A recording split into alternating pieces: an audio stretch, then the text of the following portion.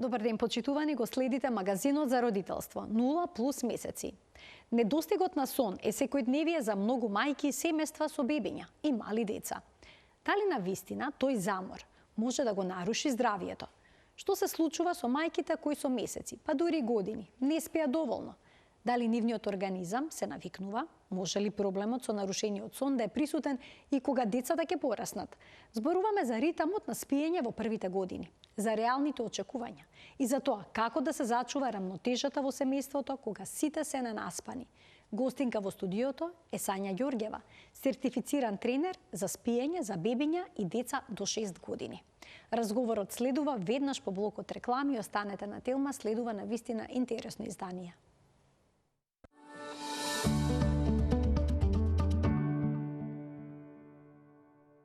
Денешниот магазин за родителство го посветуваме на ненаспаните родители, како недостигот од сон го моделира нивното секојдневие, кои треба да бидат нивните реални очекувања, кога може да очекуваат детето да почне да спие.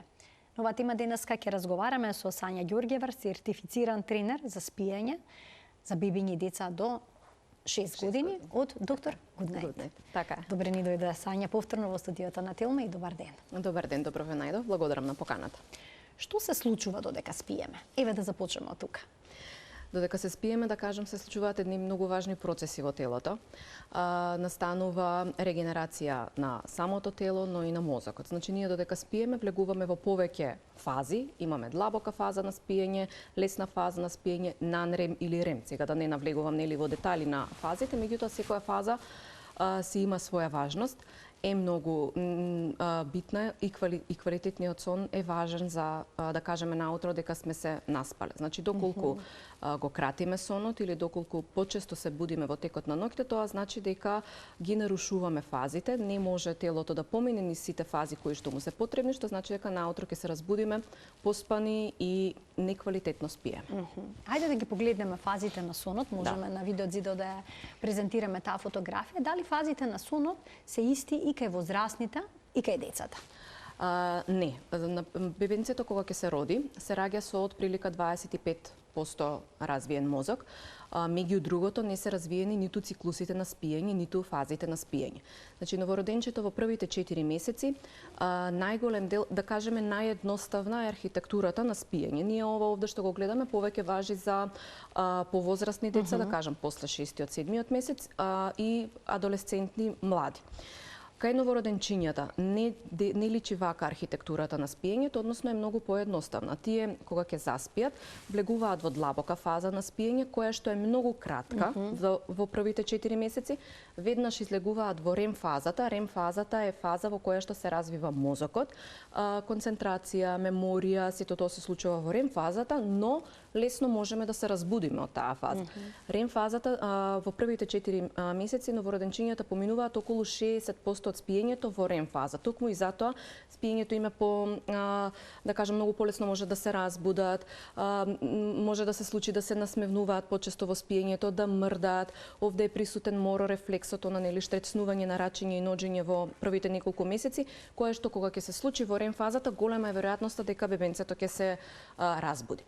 После 4-тиот месец, околу 4-тиот месец, настанува развој на циклусите на спиење, кои што се многу слични како кај нас возрастните, и тоа изгледа отприлика вака.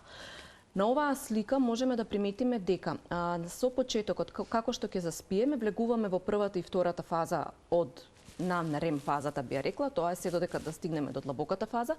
Длабоката фаза во првата половина од ноќта е подолга, што значи дека ако ние му го скратиме сонот на бебето, односно ако го заспиеме покасно во текот на ноќта, значи дека ја кратиме длабоката фаза. Длабоката фаза е фаза во која што се лачи хормонот за раст и развој. Фаза во која што се прави регенерација на телото, растење на еден начин на бебињата и дечињата. Како што ќе помине рем фазата, овој нан-рем фазата, длабоката фаза, така влегуваме во следната рем фаза, која што можеме да приметиме дека е она со плаво означена, и можеме да приметиме дека во првата половина од текот на ноќта е пократка, додека се зголемува во втората половина од текот на ноќта, па и затоа и многу често родителите се жалат дека после 4 часот бебињата многу често им се будат, немаат цврст сон. Тоа е токму поради фазите, поради оваа архитектура на спиење. Значи, кога ќе поминеме на сите овие фази, да кажеме, ние сме завршиле еден циклус на спиење.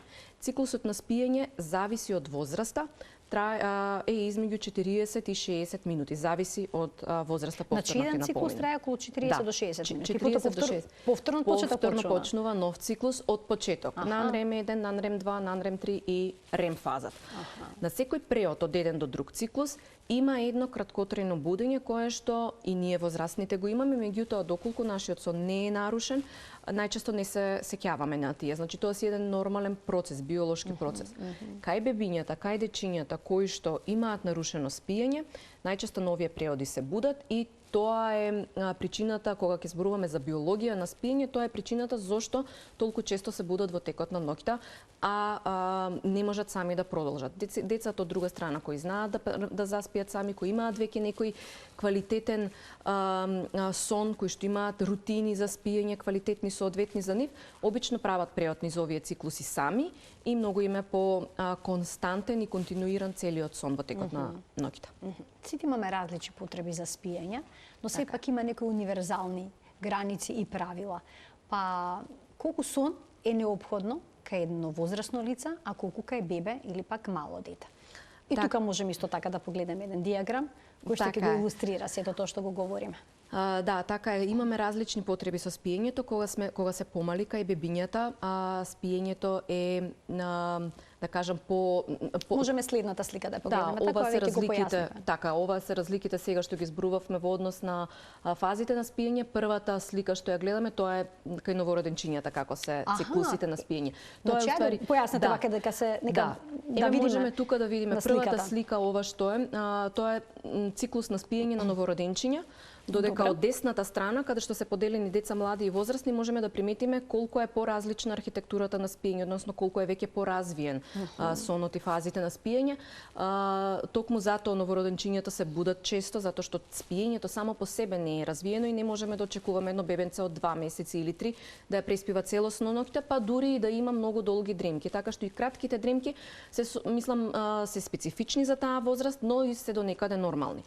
Од десната страна веќе ја гледаме архитектурата на спиење кај различни возрасти и можеме да приметиме дека децата, например, гледате колку подолго време поминуваат во рем фаза, во третата фаза на спиење, тоа е длабоката фаза на спиење, а кај возрастните надолу гледаме колку самата таа длабока фаза многу се крати, дури и да не поминуваат во длабока фаза. Тоа е и зошто веќе возрастните. Да, и тука самата биологија, самиот циклус на спиење се разликува во возрасти и затоа и кај возрастните повторно се појавуваат тие чести будења кои што се прилично специфични и може да видиме кај нив како исто и често доваѓа до преод од еден во друг циклус, каде што доваѓа до едно будење. Значи тука веќе повторно има некакви промени во квалитетот на сонот, во архитектурата на сонот. Сега да проговориме за часовите кои што ни се потребни да ги минеме во сон. Исто така има тука една слика која што можеме да ја искоментираме. Колку се препорачаните часови на сон според возраста? Ова се препорачани часови според возраста, изборот е Националната фондација за спиење. Како што како што се помали бебињата од бебиња кон деца, ајде да кажеме, сонот им е се потребен, бидејќи на вистина ние додека спиеме, растеме, се развиваме, сонот е исклучително важен за растот и за развојот. Кај едно новороденче, како што можеме да видиме, значи од 0 до 3 месеци 14 до 17 часа сон се потребни во 24 часа. Овде се земени во предвид и дневните дремки. Она што би го нагласила овде и што е интересно, што мислам дека многу малку се зборува и многу малку се внимава на тоа, е потребата на сон кај поголемите дечиња во школска возраст. Еве можеме да приметиме дека од 6 до 13 години или од 14 до 17 на нив им се потребни 9 до 11 часа, односно 8 до 10 часа ноќен сон. Најголем дел од овие деца нормално не спијат преку ден, не им е ни потребна таа дневна дремка, но тоа значи дека навечер вечерното спиење би требало да започне веќе околу 9, бидејќи сите знаеме дека тоа се школски деца кои што стануваат најкасно 7 наутро, за да им почне школскиот ден. Но легнуваат многу подоцна. Да, многу подоцна легнуваат. За жал не се внимава на тој распоред на спиење. Јас одржував предавање во одредени основни училишта низ Скопје, каде што многу деца, предавањата беа од прво до четврто оделение, значи на прилично мали дечиња, каде што многу Многу од нив кажуваат дека легнуваат во 11, 12, 1 или 2, што е навистина страшно, бидејќи самото тоа влијае не само на концентрација, на меморија, туку уопшто на нивните емоции, на нивното расположение, избувливост, заспиваат на самите часови, во комуникација и во односот со другарчињата. Едноставно на целиот ден влијае неквалитетниот сон, па дури и на здравието. Ги прашавте зошто легнуваат толку доцна? Затоа што седат на телефон или играат игрици, па тука е вајде мала критика за родителите, затоа што нели децата го прават тоа што ние родителите им го дозволуваме. Навистина но некојаш родителите ќе легнат, а потоа децата ќе ги земат телефоните. Па да, ама сепак сметам така. Сепак мислам дека треба да се стави некоја граница, некој ред до кога треба да се користи телефон, телевизор или игрици, бидејќи самото тоа што они го нарушуваат спиењето, односно што заспиваат покасно, влијае негативно на целото здравје, но заспивањето со телефон или заспивањето додека играат игрици дополнително го нарушува мелатонинот. Мелатонинот е хормон кој што се лачи, кој ни помага да заспиеме, да потонеме во длабока фаза на спиење. Самата плава светлина која што се лачи од овие електронски уреди директно влијае врз лачењето на мелатонинот.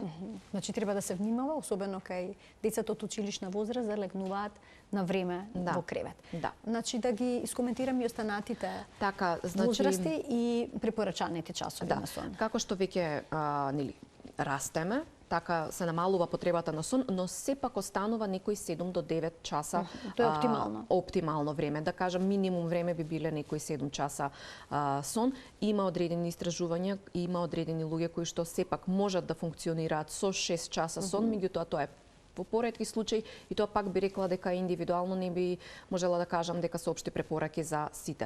Повеќето, веќе и кај возрастните, 7 до 8 часа сон, ноќен сон, квалитетен, што значи дека да легнеме и да навистина да ги отспиеме 7 до 8 часа сон, значи дека квалитетно спиеме.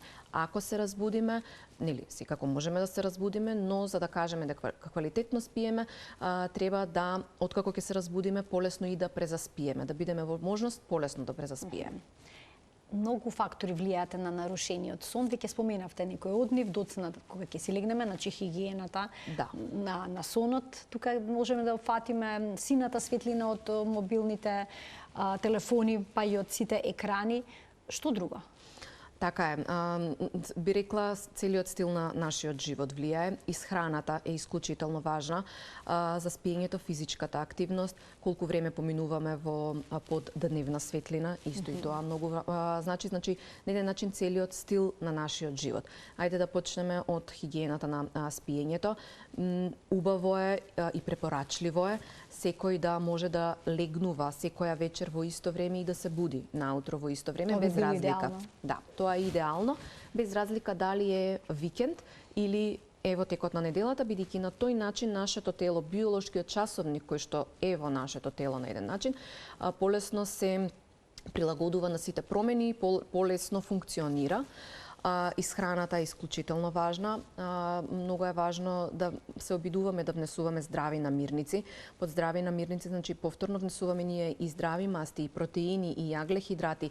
Меѓутоа, сето тоа да бидат здрави намирници кои што ќе го помагаат лачењето на одредени хормони, како например храна богата со триптофан, која што го помага подоцна лачењето на хормонот мелатонин. Навечер пред спиење да се внимава што се јаде, значи да се избегнува тешко сварлива храна, да се јаде храна која што е полесна за за варење и исто така да се избегнува алкохол, бидејќи алкохолот има, да кажем, некое својство кое што веднаш ќе не заспие, односно веднаш ќе заспиеме поради алкохол, но многу брзо после одредено спиење ќе се разбудиме и потешко подоцна заспиваме. Избегнување на кофеин, дури во попладневните часови целосно избегнување, бидејќи кофеинот исто така негативно влијае на спиењето. Редовна физичка активност, тоа што е моја препорака, физичката активност да биде малку порано во текот на денот, а не баш пред спиење. токму поради лачење на одредени хормони и целото регулирање на тие хормони. Собата, спалната соба да биде затемнета, значи отприлика околу 20-21 степен Целзиусови е идеална температура за спиење. Душекот и перницата да бидат квалитетни, за и тие да ни помогнат, значи, во спиењето, да не се превртуваме многу. Квалитетна постелнина, памучна и памучни пижами, да направиме една атмосфера во која што откако ќе легнеме да заспиеме, атмосферата околу нас да биде пријатна и правилна за спиење, за ако се разбудиме да ни биде полесно презаспивањето понатаму. Да проговориме за сонот и родителството. Колку часови сон во текот на денот губат мајките откако ќе се поредат? Во првите недели после поредувањето. Да, значи многу истражувања има многу истражувања во светот за сето ова. Во првите неколку недели одредени истражувања покажуваат дека мајката губи по 4 часа сон во текот на еден ден, што е навистина многу, бидејќи тука се нарушува целокупниот циркадијален ритм и целокупниот циклус на спиење. Нарушена е REM фазата, нарушена е и длабоката фаза, односно non-REM фазата. Истражувањата покажуваат дека во првите месеци па и години сонот на мајката се нарушува од 4 часа навечер до 30 на минути или 2-3 часа, зависи во која возраст е. И она што е навистина загрижувачки е дека дури и во првите 6 години квалитетот на сонот на мајката воопшто не се подобрува во однос на квалитет како што бил и претходно.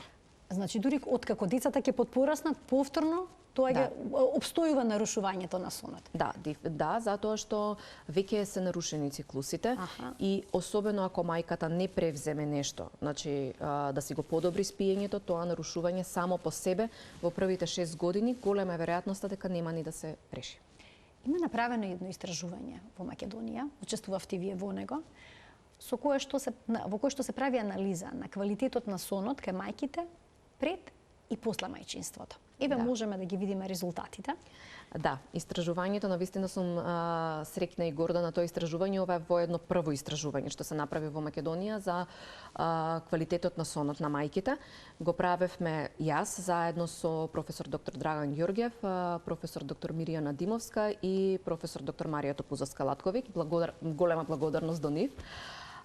Истражувањето го направивме на мајки со дечиња до 2 годишна возраст. Значи целта ни беше да видиме како се минува сонот на мајката пред раѓањето на дечињата, во првата година и во втората година. Дали имаме одредени промени? Резултатите ни покажа она што го читавме и претходно и од другите странски студии и истражувања. Еве, например, можеме да видиме на самите овие слики дека квалитетот на сонот пред и по мајчинството со плавата боја се е означен квалитетот на сонот пред мајчинството, а со розова боја е означено квалитетот на сонот по мајчинството. Може да приметиме дека пред мајчинството мајките спиеле до 7-8 часа сон, значи голем процент од нив, дури 60 и скоро 5% од нив спиеле 7 до 8 часа, а самото тоа се намалува на само 18 часа, на 18% по мајчинството, што значи дека квалитетот е и такако нарушен, а од друга страна може да приметиме зголемување на помалку од 5 часа спиење навечер, дури на 33%. Другите графикони ни покажуваат интересни се ноќните будења во еден месец, кои што ни покажуваат дека пред мајчинството може да го вратиме уште еднаш претходниот телоп да го погледнеме уште еднаш, кој што се однесува на ноќните будења. Овде можеме да приметиме дека пред мајчинството 37% се буделе никогаш, 34% 1 до 3 ноќи максимум. Ова зборуваме ноќни будења во еден месец. И 22 до 31 ноќ, што значи секоја вечер, се будат мајките, дури 59% од нив се будат по мајчинството. Што самото ова ни покажува колку навистина страшно нарушен ноќниот сон. Страшно нарушен ноќниот сон кај мајките. Самото тоа влијае на нивната продуктивност во текот на денот, на нивната поспаност во текот на денот, на нивното расположение, кое што и овој последниот графикон така, и ни го покажува. Нивната поспаност пред и по мајчинството. Сигурно и тука има големи разлики. Големи разлики, каде што самото истражување ни докажа дека сонот дефинитивно е нарушен доволшно нарушувањето на сонот на детето влијае врз целото семејство.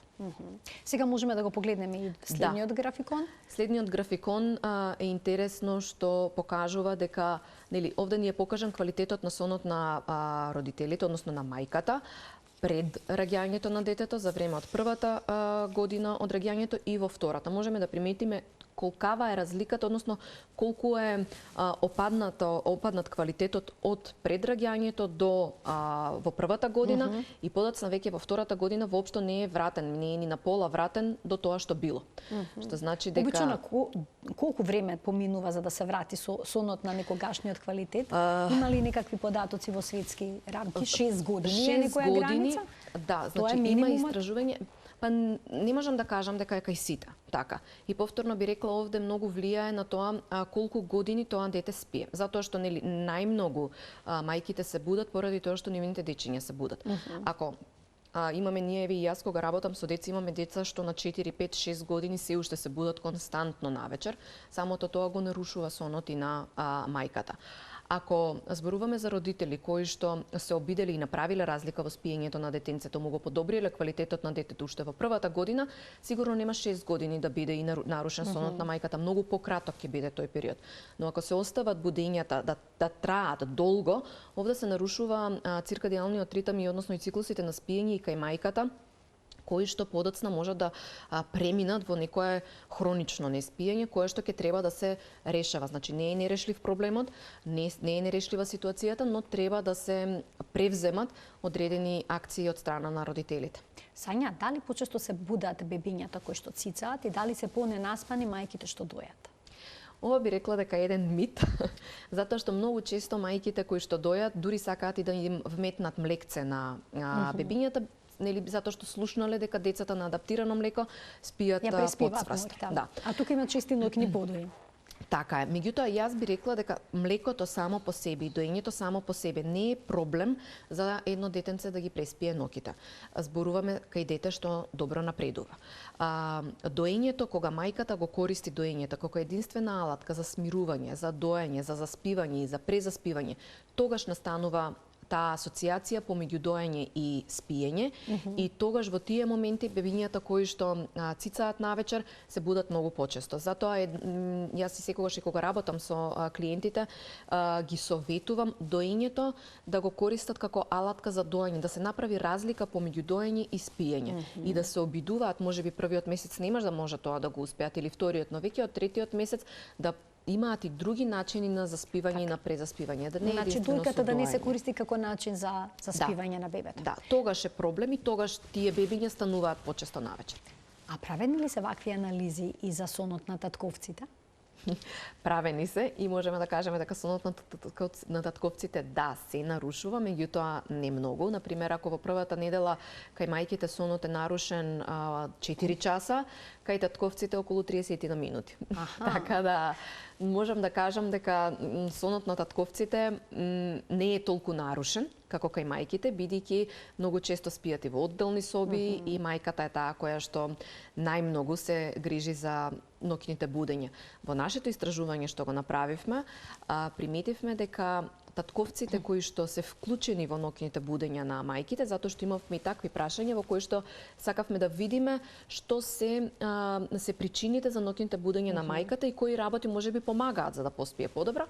Приметивме дека околу 5% од спиењето, од квалитетот на мајката се подобрува, доколку и таткото е вклучен во ноќните будења на своето детенце. Значи, ако си ги на еден начин поделат ангажманите и активностите навечер. Што друго наведува како причина за ноќни будења? Најчесто е будењата на детенцето, стрес за време на бременоста, стрес после пораѓај. Овде можеме да ги спомнеме и хормоните, значи самата, нели, многу мајки поминуваат низ постпородилна депресија, така што од една страна самата постпородилна депресија придонесува повеќе будење, од друга страна почестите будења придонесуваат за, да кажам, поизразена постпородилна депресија. Тоа е еден круг во кој што се вртиме. Работата исто кај одредени мајки беше спомнато, особено работи во смени. Значи тоа исто така представува проблем. Да. А што обично велат, на што се жалат мајките кои што имаат проблем со сонот? кои што често се будат навечер. Да. Прво нешто ќе кажам дека многу од нив ќе ми кажат јас не се препознавам повеќе, јас не сум истата личност, бидејќи намалена им е концентрација, меморија, да, меѓутоа намалена е и нивната односно зголемена избувливоста. Смиреноста им е намалена, многу побурно реагираат на одредени ситуации во кои што порано би изреагирале посмирено. Сето тоа се должи на нарушување на спиењето, бидејќи самиот сон кога е нарушен, тоа влијае на одредени хормони, прави хормонален дисбаланс, например се лачи повеќе хормонот кортизол, кој што е хормон на стресот. Од друга страна, не се лачи доволно хормонот допамин и хормоните серотонин, кои што се хормони на среќата, ајде да кажам, и на смирувањето на емоциите. Значи самиот хормонален дисбаланс носи до тоа мајките да се чувствуваат понервозно, да бидат да има повеќе нарушени односи во фамилијата и не само со сопругот, туку и нарушени односи со децата. На еден начин многу по тешко реагираат и многу потешко се врзуваат со своите дечиња во одредени ситуации кога навистина сонот е нарушен. Значи недостатокот на сон комплетно го моделира и секојдневието, но и човековото однесување. Дефинитивно. Влијае на здравјето. И тука можеме да видиме неколку слики кои што всушност го илустрираат сето тоа. Да. Влијае на здравјето, бидејќи спиењето е, како да кажам, едноставно спиењето има многу голема улога во секој систем во телото. Кога ние не спиеме, сето тоа е нарушено. Кај помладите луѓе кои што имаат, кои што не спијат доволно, можеби нема да ги осетат последиците веднаш, но како што поминуваат годините, тоа се повеќе и повеќе се чувствува.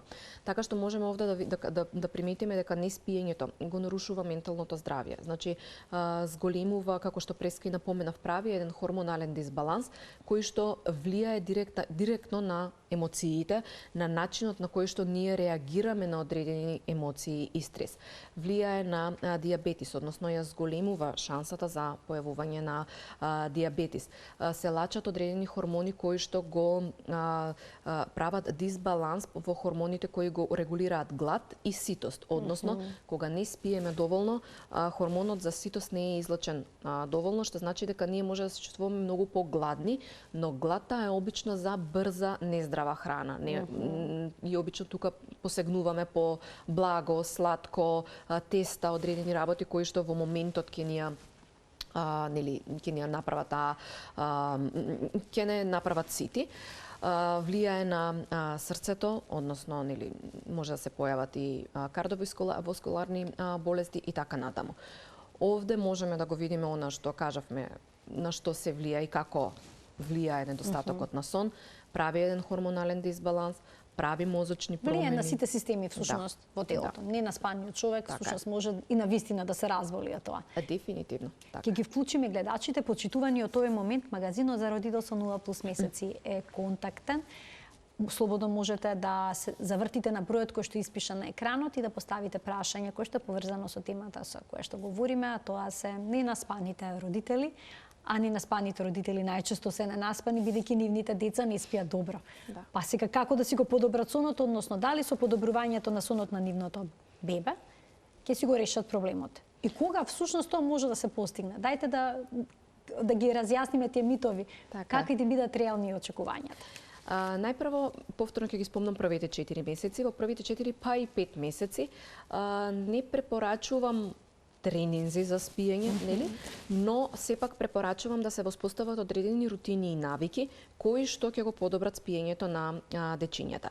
Ние во првите месеци не можеме да очекуваме дека воопшто нема да се будат. Но ако бебето се буди на секои 30 минути или на секој час, и тоа е аларм. Значи, спиењето на новороденчињата да полесно спијат, но тоа не значи дека треба да се будат на секој час или на секои 30 минути. Од прилика 2 до 3 часа се во првите 2 месеци, после вториот месец веќе тоа се зголемува на 3, 4, па и 5 часа. Истражувањата покажуваат дека бебињата измеѓу 6 и 9 месеци веќе може да преспијат 11 часа навечер без воопшто да бидат доени или хранени со адаптирано млеко во текот на ноќта. Овде повторно морам да нагласам, зборуваме за здрави бебиња кои што се навремено родени и кои што супер добро напредуваат.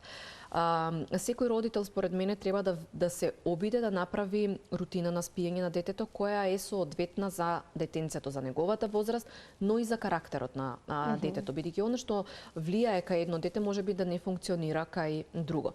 Да се внимава во колку часот ги легнуваат, да не заборавиме дека дечињата имаат свој биолошки часовник, но тој биолошки часовник најмногу е поврзан со изгревање и изоѓање на сонцето во првите години. Колку повеќе ние ќе се доближиме до нивниот биолошки часовник, толку полесно е спиењето навечер.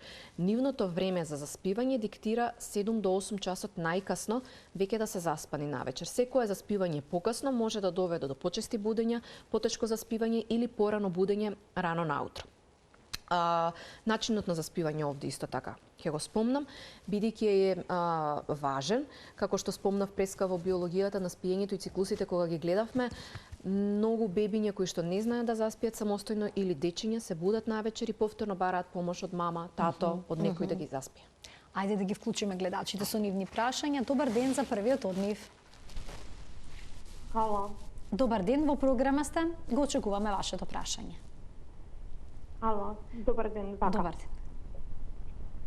Само ќе ве замолам да го намалите тонот на телевизорот. Разговорот следете го преку слушалката. И го очекуваме прашањето. Ало, добар ден, вака се јавувам со едно прашање. Значи имам бебенце од 3 недели и во последниве неколку дена, да речеме на почетокот првите 2 недели спиеше нормално како што треба, како што беше прикажано на графикон од 14 часа до 17. Меѓутоа сега последни 2 до 3 дена е пораздржливо и се буди многу почесто. Заспива таму во раце, а кога ќе се спусти во кревет или во гнездо, значи веднаш се буди со плач. Тоа е во последниве неколку дена, инаку е наспано, најадено, нема промени, да речеме, ни во температурата на собата, ниту во светлината, значи сите тие работи за кои што кажавте, значи се проследени и внимаваме, така да нема промени во тој дел. Има промени само во полесното спиење овие 3 дена, послабо спиење и полесно будење, заспивање само во раце и никако поинаку. Така да немате некое прашање? Да, само да прашам дали ова е почесто се случува на дневни дремки или навечер? Се случува и на дневните дремки и навечер. Овие 3 дена и на дневните дремки и навечер. Добро. Дали е доено бебето? Дали е тоа важно? Само на доење. Само на доење сте, така, да. Добро. Ви благодарам за вклучувањето. Што можете да дадете како совет? Вака, тука ќе ги спомнам скоковите во развој, бидејќи колку и ние да не промениме ништо, самите дечиња како што растат, поминуваат низ одредени фази. Околу 3-4 недела, како што и се случува кај нив очигледно, настанува првиот скок во развој. Во скок во развој детето е малце повознемирено, почесто плаче, полесен е сонот, фазата на лесниот сон уште повеќе се зголемува и тоа е една причина за почести ноќни будења. Друга работа која што би ја напоменала, во првите месеци и во првите недели е многу важно на децата да бидат колку што е можно помалку стимулирани, надворешни стимули. Гости дома, шетање во бучни атмосфери, бидејќи на нив навистина се им е ново, се им се случува ново и колку повеќе активности и стимули впиваат во текот на денот, толку повеќе се раздразнуваат, особено после 3. Значи почнува после 3 да стануваат се покенкави и понервозни. Во овој период, како што напомена госпоѓата, во следните овие неколку дена има нарушување во спиењето, има промена кај детенцето е понерасположено. Јас верувам дека поминува во скок во развој. Првиот скок е краток, околу недела дена трае, така што веројатно за одредено време пак ќе се смени, но за да си го олесна целиот процес, да внимаваат овие денови да бидат колку што е можно посмирени и посталожени околу детенцето. А што е тешко, бидејќи очигледно и тие се ненаспани. Да. Меѓутоа, држење во раце, ако сака детето држење држање бебето во држање во апсолутно. Погрешно е кога ќе кажеме ќе го навикнеме во раце. Не можеме толку мало дете да навикнеме во раце. Ако ја има таа потреба, треба да го држиме бидејќи на тој начин ја прави сигурноста со родителот, ја зголемува сигурноста и кога ќе дојде соодветно време, ќе можеме без проблем да го спуштиме и да си седи само, односно да си игра или да не бара толку држање во раце. Сега во оваа фаза, за да не се наруши целосно спиењето, дефинитивно би им препорачала преку ден да го држат во раце да спие, бидејќи верувам дека кога ќе спие во раце спие потцврсто, само што ќе го спуштат, веднаш се буди, дали ќе мрдне со рачење, со ножење, ќе се разбуди, слободно нека го држат во раце, веќе околу вториот 2-2,5 месеци да се обидат барем една дневна дремка да биде во кревече, без разлика колку е долга, 15 минути, 20 минути, една дремка да е во кревече. Ајде уште еден гледач ке вклучиме. Добар ден. Добар ден. Повелете, во програма сте. Вака, само те молам да му ставите малку убаво да се искажам за да не бидам погрешно сватен. Сепак, нели кога си детето до мајката или до таткото, тоа зрачи позитивна енергија, биоенергија. Тоа е природно, така сме растели сите и живееле 100 години и имamo наталитет.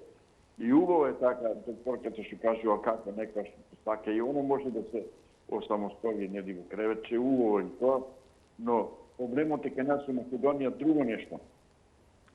Премногу разводи, како влијае разводот на децата од оние што се разведени, кога нема две крила, кога нема две очи, кога нема две раце, две нозе, детето не може здраво да се развива. А додека мислам дека главниот виновник за тоа, чекај да искажам, молам.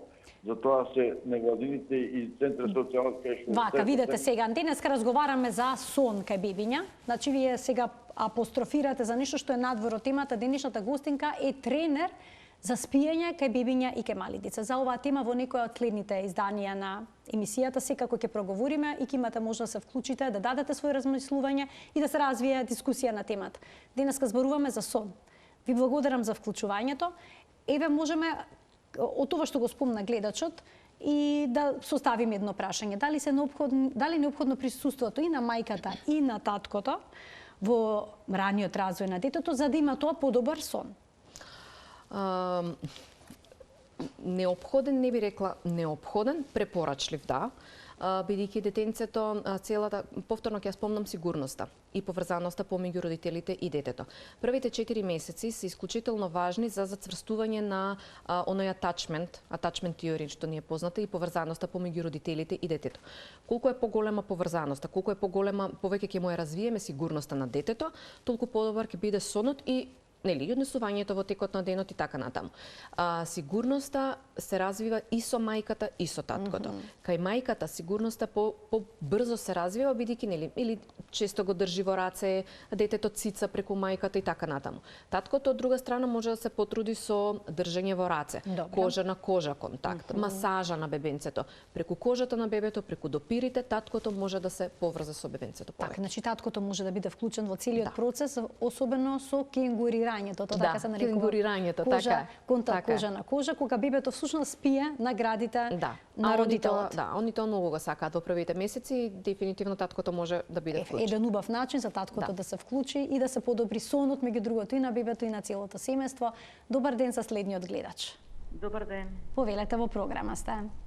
Јас би сакала да слушнам еден совет од вашата гостинка. Имам 5 годишна ќерка. Така? Самохран родител сум и до ден денес спиеме заедно. Па дали може да спомне, да посоветува некоја техника како да почнеме да се одвојуваме со спиењето, до година почнуваме во школа. Така.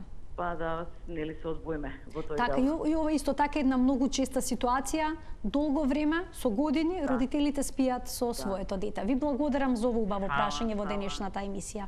Повелете, Сања. Да, вистина убаво прашање. Тука прво е многу важно да си го одговориме, односно родителот да си го одговори прашањето. Ја и секогаш тоа ги прашувам. Дали спиете со вашето дете затоа што на вистина тоа го сакате или спиете затоа што во моментот е тоа полесно, односно затоа што така помалце се будиме. Доколку доколку родителот сака да спие со детето, нема некое правило дека сега мора да ве разделиме и да спиете во посебни соби. Може да го прават тоа се додека сметаат дека тоа е потребно и за родителот и за детенцето. Но како што го споѓата, сака веќе да се одделат во друга соба. На оваа возраст, особено кој поголемите деца, е многу важно тоа да го направиме со разговор, да ги спремиме и разговорот да го водиме во насока дека можеби мама нешто сгрешила, дека можеби мама не знаела, дека сега треба мама да направи промена, да не го водиме разговорот дека детето е криво и дека детето нешто лошо прави. Тоа детенце е 5 години, веќе креветот на мама е на еден начин и неизин кревет. И сега морам многу убаво да му објасниме зошто сме одлучиле да го поместиме, односно да се премести во друг кревет или во друга соба, како и да спијат. На оваа возраст секогаш е убаво да користиме мали игрички со нив, за да ги мотивираме да се направи промената. Например, мама да објасни дека разговарала со некој, дека и посочиле дека е време каде што детенцето треба да се осамостои, да се премести во друга соба или во друг кревет. При тоа мама ќе и помогне во целиот тој процес. Тетката или докторката или кој да е и кажал на мама дека за време на целиот тој процес детенцето ќе почне да расте повеќе и ќе добие на еден начин како награда, ајде да кажеме, па може да се направи еден да се измери детето на вратата, каде? Да, и секоја вечер кога ќе спие во нејзин кревет, утре дента да се мери, да видиме дали пораснала или не пораснала и на тој начин да ја покажеме дека како што спие во нејзин кревет, навистина повеќе расте. Транзицијата секогаш да биде постепена според мене, не нагла. Ако се префрла во друга соба, најдобро е мајката и детето неколку дена да спијат во таа другата соба заедно, па потоа мајката да седи на столче или на кревет додека детето заспива, се уште присутна во собата, за да може да го направи последниот чекор, детенцето да заспие во таа соба, мајката да излезе. А што доколку во текот на ноќта детето одлучи повторно да се врати во родителскиот кревет, како да се постапи во тие моменти? За да останеме константни и за да успееме во процесот, многу е важно да бидеме константни во текот на целата вечер, колку и да тоа е често. Ако детето се разбуди и дојде во креветот на мама и на тато, едноставно го фаќаме за рача, ајде злато се враќаме на спиење и се враќаме во неговиот кревет на спиење. Може мама или тато да останат тука додека детето да продолжи да спие, но да научи детенцето дека од сега ова е новото правило, ова е твоето место на спиење, тука е мама околу тебе, ти помагам, но сепак ова е твојот кревет за спиење.